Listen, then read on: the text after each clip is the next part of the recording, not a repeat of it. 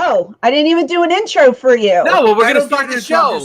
We didn't start the show yet, technically. Mikey, well, we're starting now. Mikey, just tell everybody. Welcome to Eyes Up Here.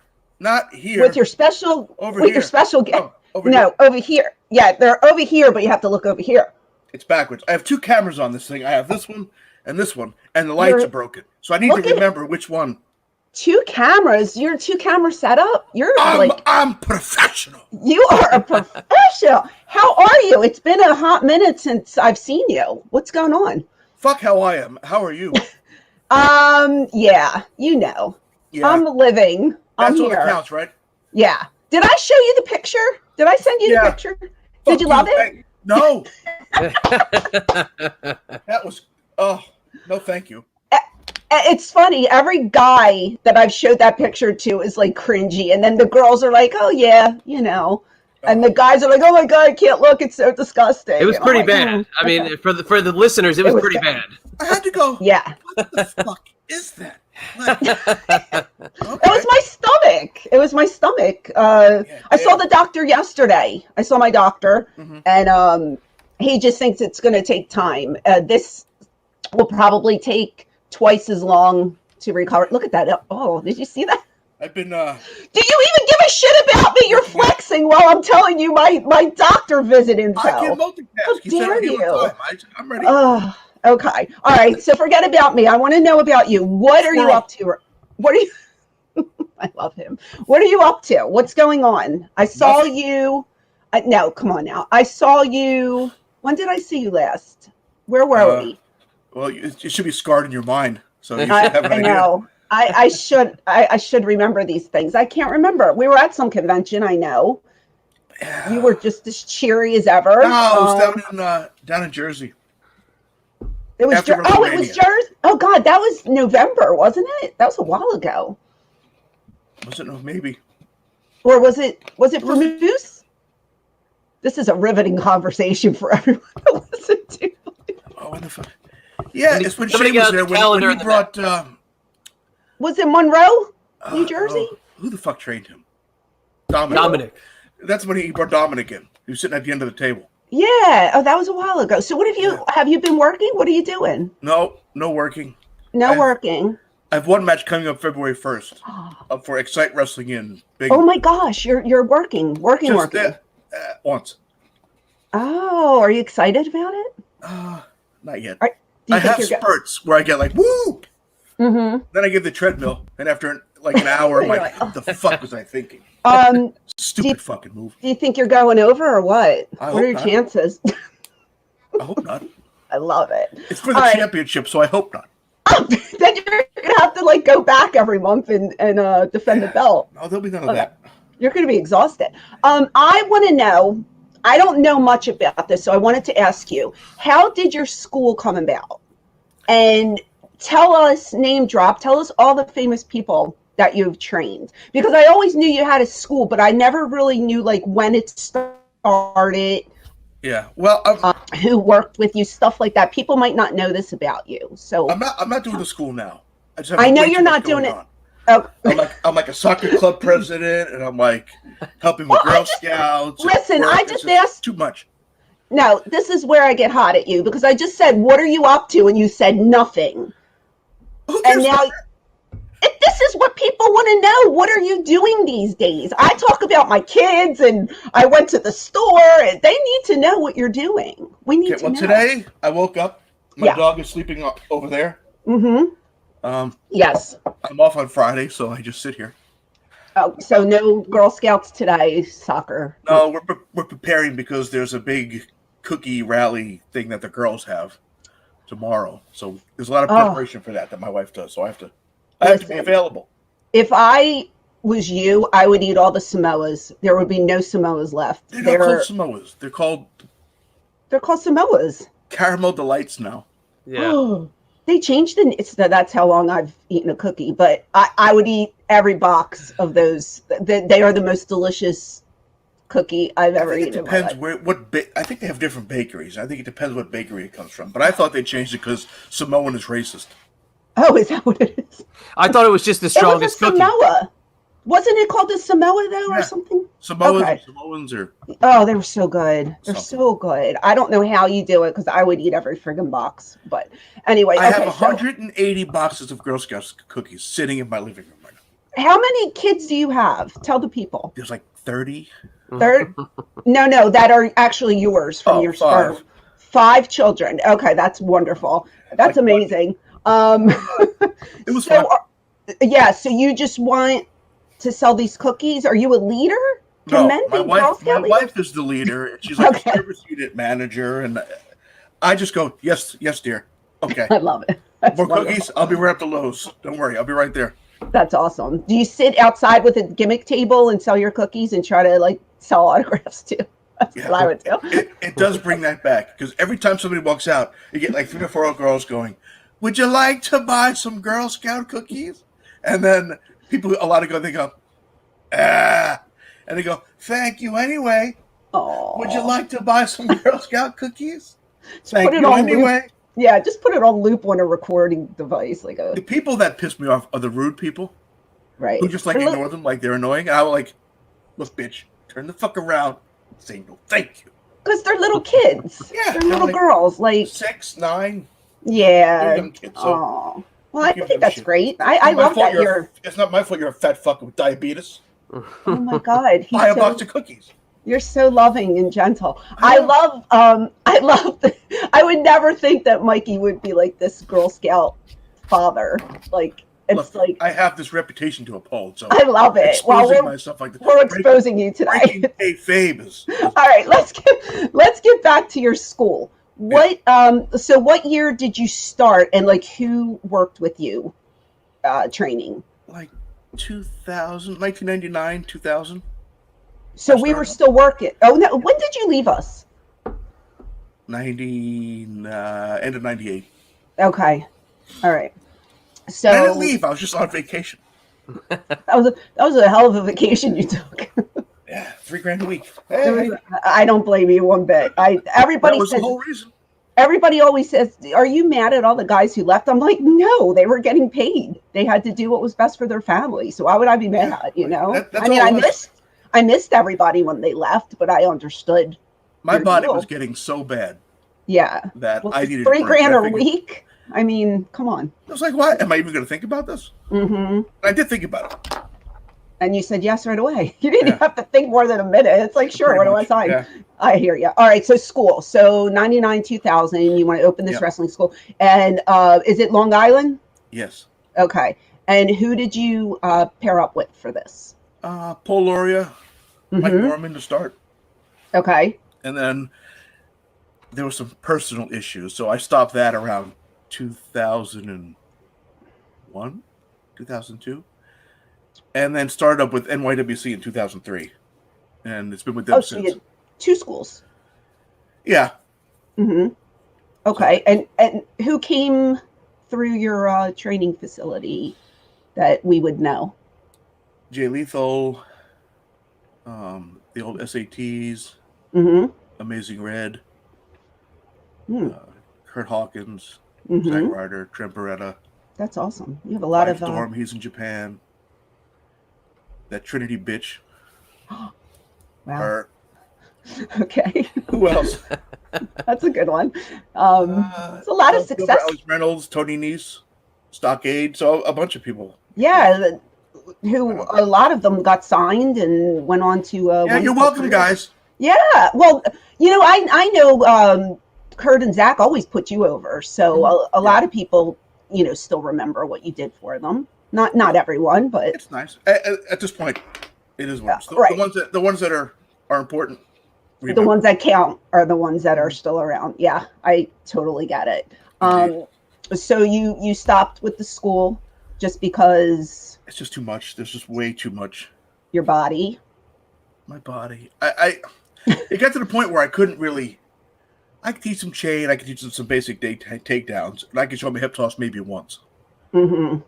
And then I was like, well, okay, well now I hope you got that because I have to have somebody else. So I'd have to have somebody more advanced come in and help show the demonstrating of the physical stuff. And it just got really frustrating. So I said, this is just not working out. Do you think it's because of the way I guess the evolution of wrestling, it's changed so much since, 20, 30 years ago when we were just starting out and doing it. And now it's just like, I see these clips on Twitter because I don't really follow it anymore. Like I don't watch. Me neither. Yeah, it's hard to keep up. Like, but I'll see stuff on Twitter that I'll click and maybe a 3 or 4 minute segment or whatever. And these kids, it's just they're so talented, but it's just like they're just flipping all over the place. And I'm thinking to myself, where are the storylines? Does this make sense, or is it just a spot show? Like, do you feel like nowadays everybody just, I mean, I know back then people wanted to get their stuff in too, but do you think it's just like trying to outdo each other with these crazy spots? And the issue is that I've noticed is there's nobody teaching these kids. We would get taught, right? And then, okay, then you start working the loop. We go on road trips. I'd be riding with Taz and Paulie and Draper, right? Yeah, I'd be riding with Taz and Perry and Bubba and Kronos. So we had people to talk to, and we were learning from these older people. We sit after a show and go hang out for hours at the bar with Terry Funk. Right. Kevin Sullivan. The kids today, they're not getting that. They're seeing these people at a show, and then that's it. They disperse, and then they go to the next show. So they're not getting this mentorship from the top to teach these kids the nuances. The physical stuff they're doing is amazing. Yeah.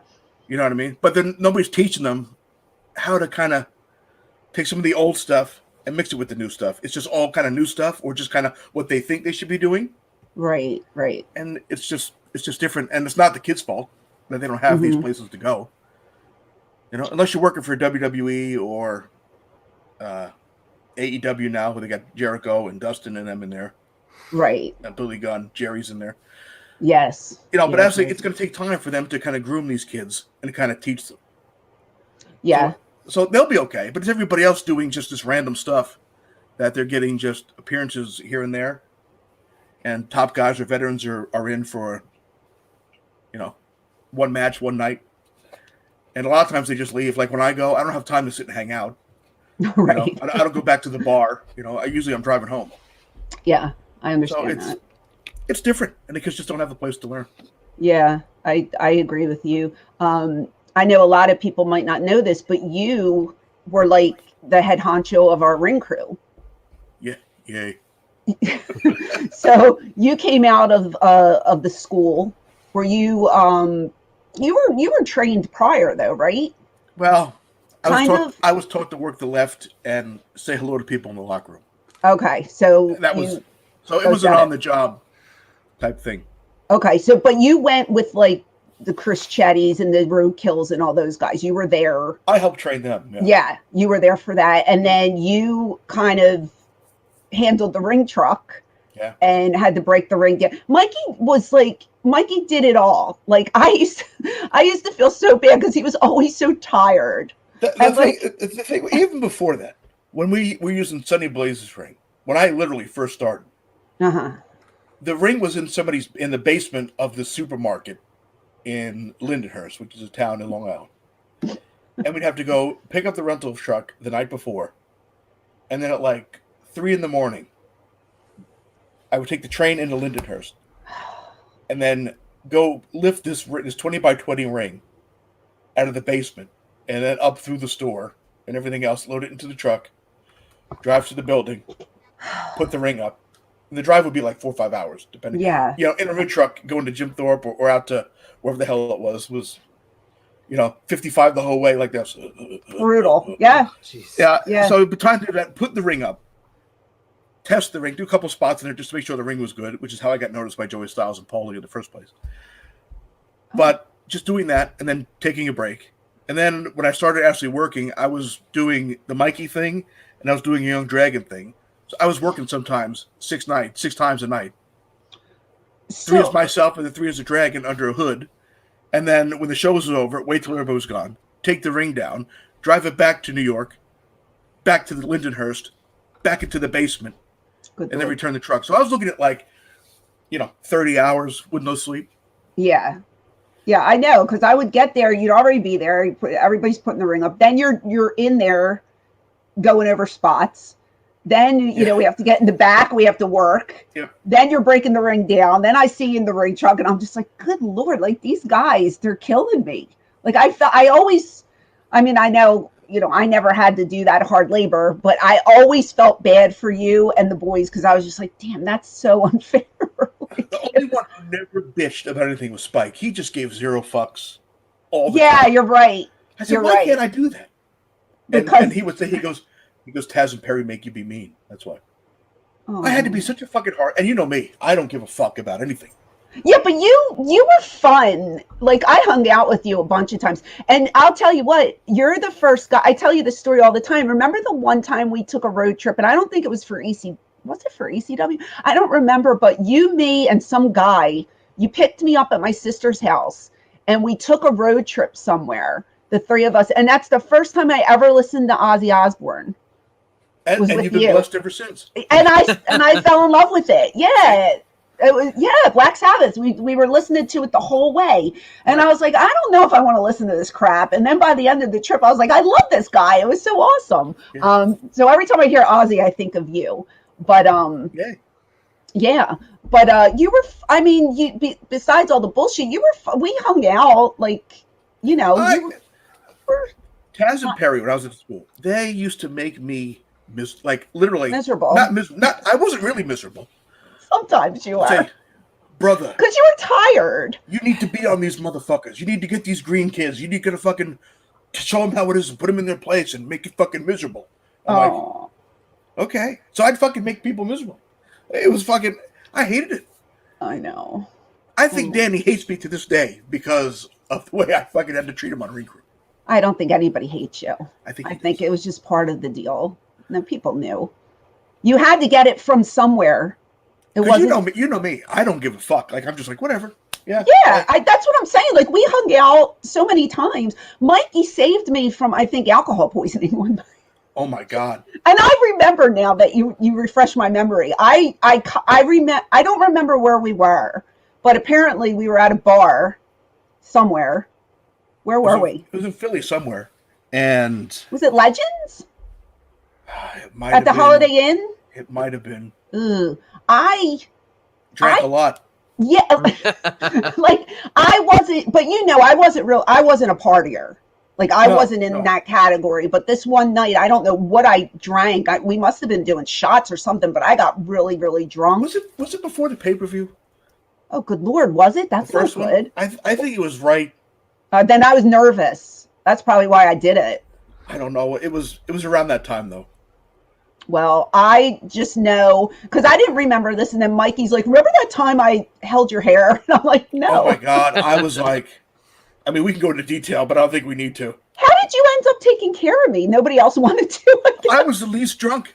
Oh, my God. I don't remember. I remember you. Now you refreshed my memory, but I don't remember where we were. I don't remember what the celebration was. But do you guys edit this at all? No. All right. Well, then I won't say it. Well, yeah, we do, but we try not to because it's extra work. Doing it in the middle of the interview would be really, really difficult. Text me what you want to tell me because now I'm curious. We'll talk about it when we're done. Okay. We'll come back, circle around. But yeah, I got Franny back to the hotel and she's still alive. Let's put it that way. Oh, that's great. Yeah. He helped me. I threw up a lot. I know that. So Shane was nervous. Shane was nervous. He was nervous for me. Yeah, he said, I don't even remember him being there. See, this is that. Oh, I don't remember. Yeah, we'll have to talk again because you didn't go into detail the last time, but I thought about it. I'm like, oh yeah, I do remember getting sick, and I remember just saying, "Thank you, Mikey. Thank you, Mikey. Put me in bed. Thank you, Mikey." So thank you, Mikey. Appreciate that. Everybody has their little I'm not thing. Really an asshole. No, that's what I'm saying. Like you were always a friend of mine, so I don't know why people get these bum raps. I think the ECW crew just gets a bad rap all the time. We get the best rap and the worst rap. Yes. Well, that's what we were talking about. I said about the Patreon. I was like, I thought we were over, and Mikey's like, maybe we're not. I was like, well, sometimes we are. There's no maybe, in my opinion. We're not. We're done. No. Oh, really? I don't know. Let me put it this way. We're over enough that people like to talk to us. We're not over enough to go beyond that point. Well, I disagree. So all the people who are booking me, don't worry. I will draw you money. Nobody books me. That's because you have this attitude. You have to think you're a winner.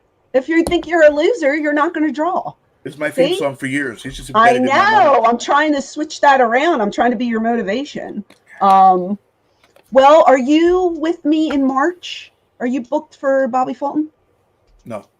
Oh, Jesus. Okay. Well, we're going to have to get you on some stuff because I like to have all my friends there. I think WrestleMania is the next thing I'm doing. So WrestleCon. I think so. Okay, good. Well, I will see you there.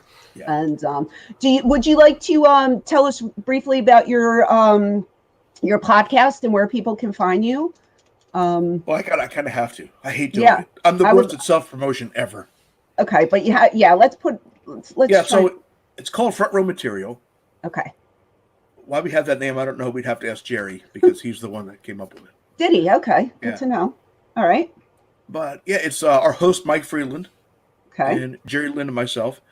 And it's kind of just like this. We just shoot the shit. We get very not suitable for work. And usually goes in my mouth. Okay. Usually gets me in trouble. Dropping a lot of F-bombs. F-bombs. You name it. You're letting loose. This is where you can do it. Yeah. Yeah. And it's just a good time. It's just really just 45 minutes to an hour of us every week, just shooting the shit, talking about the old days, talking about some of the new stuff, cookies and family and Christmas trees and fucking Christmas music at work and all that bullshit. It's the best. See, that's what I like. I don't want to do a review. I don't want to sit here and go on Raw, blah, blah, blah. I want to talk about everyday life. That's when we started. Uh-huh. I said, it'll be, because ECW doesn't have a podcast. There's no ECW anything. Mm-hmm. I said, okay. So they want us to go long form. Like, okay, this week we're going to talk about November to Remember 97. And go through first of all, my ADHD will kick in, and I'll be checked out halfway through the conversation. Do you remember a lot of things? Because I don't. Good. I'm not the only one. I remember things, and then what happens all the time is we'll talk about something, we'll finish up an episode, and I'll be driving to work, and I go, "Oh fuck, this happened too." Yeah, this is really fucking funny. I have some stories missing. I text Chad all the time, and I'm like, "Oh, I forgot to say this about that." He's like, "Don't worry about it." I'm like, "Oh shit, I missed the best part of the story." I would say we should record the episode, and then 2 days later record it again, so I can take notes of all the funny things I thought of. Or it's a lot of work. Dress rehearsals. There you go. Yeah, it's a lot. Hey, Mikey, before you go, I want to say one thing. Do you remember in Richmond 2 years ago, down at our two-man Power Trip convention, the beer we had with Eric Bischoff the night before? Do you remember the? He was drinking Coors Lights, and I was drinking vodka tonic. I remember. See, but it was funny. Like, I don't know. It was not awkward, but it was a little weird. I think the mix of the four of us at that point, it was it was just a funny little thing because I don't know if you had seen him since you left WCW. So it was kind of like the first time, it was like, okay, hey, how you doing? The dynamic was off. It started off a little like, the fuck am I going to say to this guy? Like, a fan sees Eric Bischoff and they're going to have a million fucking questions for him. Right? How was it working with Hogan? How was this? How was, you know what I mean? I'm seeing him as my old boss, and I'm like, dude, you didn't do shit with me. Yeah, why did you push me? Damn it. Yeah. And talking with him since. At that time when I came in, that place was a fucking giant shit show. You can kind of see the cracks forming on the outside. You know, how kind of the creative was getting shitty. But once you were inside, like, there's shit he was telling me that even I didn't know, like, about all this shit with the merger with Time Warner and ALW and this, and it was a fucking mess. So, honestly, I don't think he knew I was even there. Oh, geez, that's crazy. But like I said, on his podcast since, like, they did a watch along with, like, Uncensored when I worked with Kidman that one time and everything else. And he goes, we really dropped the ball with Mikey. We should have. That's nice. Yeah, it ended up being fun. It ended up being a nice little conversation, but it was kind of funny. And then you guys orchestrated a little Twitter spat that was his insistence, which was kind of funny. Yeah. Oh. It was one of those. I knew what happened to me when I was in WCW. or what didn't happen. And he kind of really didn't know either. But it was good picking his brain and getting his take on what was going on at that time to kind of help put things into perspective as why things were so fucked up.